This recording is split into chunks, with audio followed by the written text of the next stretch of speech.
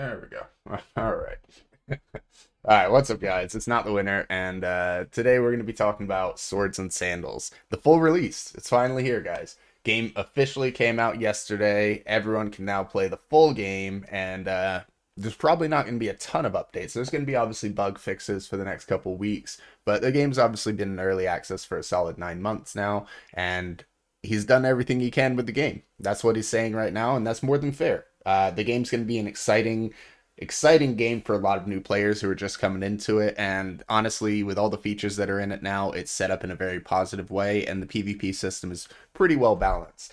Now, like he's already done, there's already been some balance changes since he made this announcement, so it's not like he's not checking into it, but when everything feels good, he's going to probably start working on other games. That's more than fine. What I want to do right now is go over a couple of the more recent patches that have happened before the launch. So just from March 2nd till today. So we've added in subclasses. There's 6 main. So this basically, he was going to make full classes. There's now 18 subclasses to choose from. And when you load in one of your old gladiators, they're automatically assigned when you load in the game. New gladiators get to choose during character select. So that's a little bit frustrating for some who already have a ton of characters. I've got a ton of characters. It's not that big of a deal to make a new one, guys. It's really not too bad. Pretty cool to have so many different subclasses and so many different variations on how you can build your characters. Now, obviously, some basic hot fixes when things are doing too much damage or when he needs to change certain percentages to make sure things are more balanced. Like this one, reduce weapon master talent to 3% per point from 10%. It's kind of a big difference. All right, so then we have here, this is a big one here, the simplicity update.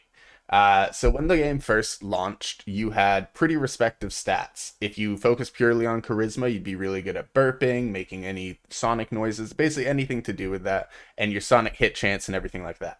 If you wanted to be a wizard, you focused on your wisdom or whatever it might have been, intelligence, sorry. But then he changed it, so you had to have multiple stat systems. So like, for example, you needed intellect to increase the damage and charisma to increase the magic hit chance.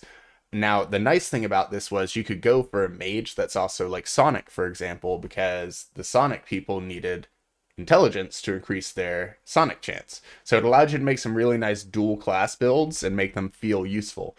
But a lot of people just wanted to make an OP build focused on one thing. That's more than fine. You're going to run into some issues with that at later points in the game. Now, of course, with all the patches that have happened, it might be pretty easy just to go and focus on one skill. But 4 days before the launch of the full-on game, he decided to change it back to basics and make it easy for everyone just to focus on one skill to actually boost what they need, and then whatever supportive stats they might need around that. Very cool update because it really does allow people to kind of do what they need to do and like build a class how they want to. And apparently Hellscape difficulty is included.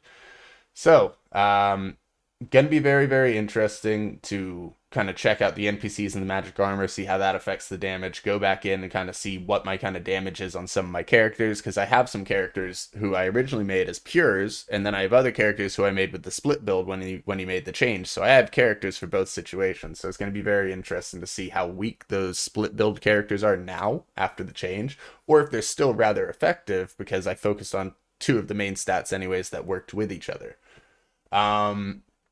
Let's see, fix the stat exploit. It looks like these are some balancing, just fixing bugs, stuff like that. Um, no potions in battle and multiplayer for balancing. Over here, just improve tooltip so you can see things better. Balance changes, because like taunt, burp, gaseous wind damage now scales with charisma, as it should. So that's pretty darn awesome there. And then over here, the final patch before the launch. Uh, he's over in Australia, so obviously things are a little bit there earlier there for him. But now basically we got some damage reductions because they're Sonic chances, and we're probably just dealing crazy high damage for no reason.